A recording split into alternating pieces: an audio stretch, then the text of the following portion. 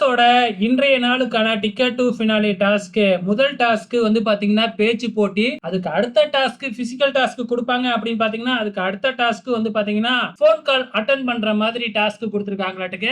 ஆக மொத்தத்துல பிசிக்கல் டாஸ்கே கொடுக்க மாட்டாங்க. இண்டிவிஜுவலா ஒருத்தவங்க டிக்கெட் டு ஃபினாலேவுல விளையாடி அவங்க திறமையை மட்டும் யூஸ் பண்ணி டிக்கெட் டு ஃபினாலேவே வின் பண்ண முடியாது அப்படிங்கிறதுக்கு இந்த டிக்கெட் டு ஃபினாலே டாஸ்க் வந்து பாத்தீங்கன்னா ஒரு எடுத்துக்காட்டா இருக்கு.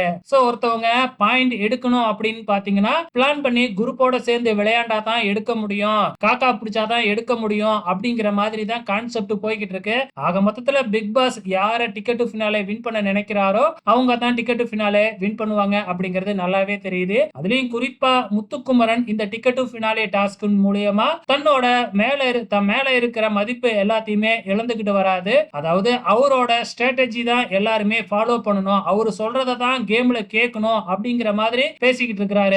சோ ரியான் கரெக்டா முத்துக்குமரனை போட்டு லாக் பண்ணிக்கிட்டே இருக்கிறாங்க. சோ இந்த டாஸ்க்லயும் வந்து பாத்தீங்கன்னா ரியானுக்கும் முத்துக்குமரனுக்கும் இடையே தான் கடுமையான வாக்குவாதம் வருது. சோ இப்ப ஜாக்லினா இருக்கட்டும் மஞ்சரியா இருக்கட்டும் ரியான் பக்கம் தான் நின்னுகிட்டு இருக்காங்க. ஏன்னா முத்துக்குமரன் மேலதான் தப்பு இருக்கு இல்லையா. சோ வெயிட் பண்ணி பார்க்கலாம் என்னதான் நடக்க போகுதுன்னு.